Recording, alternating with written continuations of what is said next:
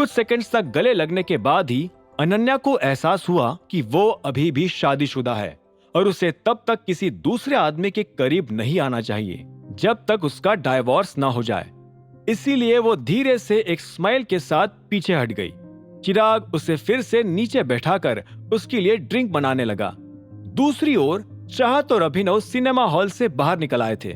काफी interesting movie थी नहीं? चाहत ने स्माइल करते हुए अभिनव की ओर देखकर पूछा।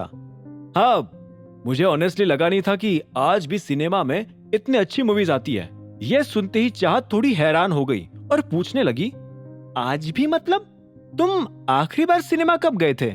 अभिनव ने सिर हिलाते हुए कहा, बहुत साल हो गए।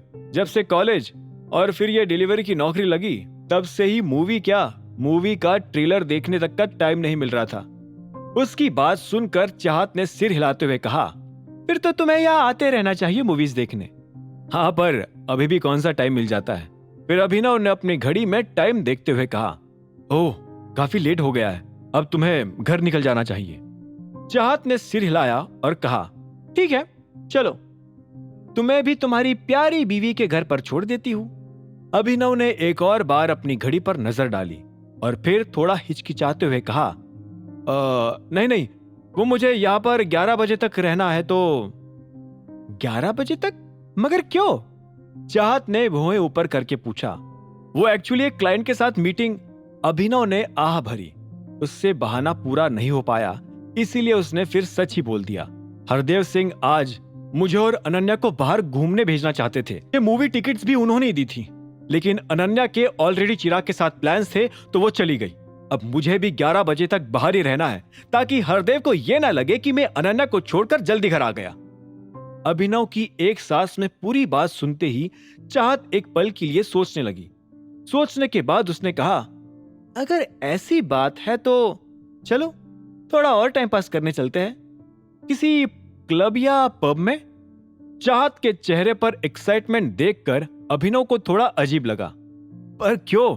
क्योंकि तुम अकेले बोर हो जाओगे ना, इसलिए। अगर टाइम मिला है एंजॉय करने का तो करना चाहिए ना।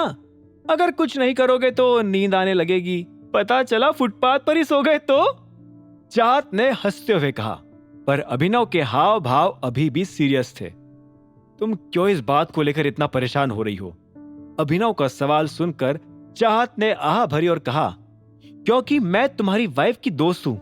हाँ माना, तुम्हारी शादी कोई शादी कहलाने लायक नहीं है, पर अगेन अपनी दोस्त के हस्बैंड का ख्याल रखना मेरा फर्ज बनता है। चाहत के जवाब पर अभिनव ने बिना किसी इमोशन के साथ कहा, देखो तुम्हें इतनी भी चिंता करने की जरूरत नहीं है, मैं अपने आप को हैंडल कर लूंगा। और वैसे भी अभिनव अपनी बात भी पूरी नहीं कर पाया और चाहत उसका हाथ पकड़कर उसे खींचते हुए वहां से ले जाने लगी। बकवास बंद करो और चलो। अरे पर तुम कर क्या रही हो? अभिनव ने हंसते हुए पूछा। तुम जिद कर रहे हो और मैं बचपना, बस इतना सा फर्क है। चलो अभी। चाहत ने अभिनव को खींचते हुए गाड़ी में बैठा दिया और फिर वो खुद भी ड्राइवर सीट पर जाकर बैठ गई। अच्छा, अगर मैं अभी भी ना कहकर गाड़ी से उतर जाऊं तो क्या कर लोगी? अभिनव ने हाफते हुए पूछा। जान ले लूंगी तुम्हारी, and I am sure Ananya इस काम के लिए मुझे थैंक यू भी बोलेगी। चाहत ये कहते हुए हंसने लगी और उसने गाड़ी की चाबी घुमा डाली। कुछ मिनटों के अंदर ही वो एक बड़े से क्लब के सामने आकर खड़े हो गए, जिस पर चारों ओर लाइट चमक रही थी। एटीट्यूड क्लब ये शहर के सबसे बेस्ट क्लब में से एक है। चाहत ने उस बिल्डिंग पर नाम पढ़कर मुस्कुराते हुए कहा। जब अभिनव ने भी उसका नाम पढ़ने की कोशिश की तो उसका ध्यान उसके नाम से नीचे लिखे शब्दों पर गया, a brand of tiger group. ये पढ़ते ही अभिनव फिर से हैरान हो गया। उसे लगने लगा था कि इस शहर की हर दूसरी प्रॉपर्टी में उसका शेयर हो सकता था। क्लब के गेट के पास पहुंचते ही चाहत और अभिनव को बाउंसर्स ने रोक लिया। ID please. एक बाउंसर ने अपना हाथ आगे करते हुए कहा। आईडी? हम दोनों 17-18 साल के लगते हैं क्या भाई? अभिनव ने हैरान होते हुए पूछा। रूल्स आर रूल्स, हम भी कुछ नहीं कर सकते। दूसरे बाउंसर ने अपनी सफाई दी। अभिनव और चाहत ने एक दूसरे की ओर देखा और फिर दोनों अपनी अपनी जेब में हाथ डालकर आईडी निकालने लगे। चाहत ने अपनी आईडी दे दी, जिसे बाउंसर चेक करने लगा। तभी जेब से एक कार्ड निकालते ही अभिनव को एहसास हुआ कि उसके सारे पैसे और आईडीज फिलहाल अनन्या की गाड़ी में पड़े थे। ये कार्ड जो उसके हाथ में आया था वो उसका टाइगर मेंबरशिप कार्ड था, जो वो चाहत के सामने तो बिल्कुल ही नहीं निकाल सकता था। क्या हुआ सर, आईडी दो ना। एक बाउंसर गर्म होने लगा।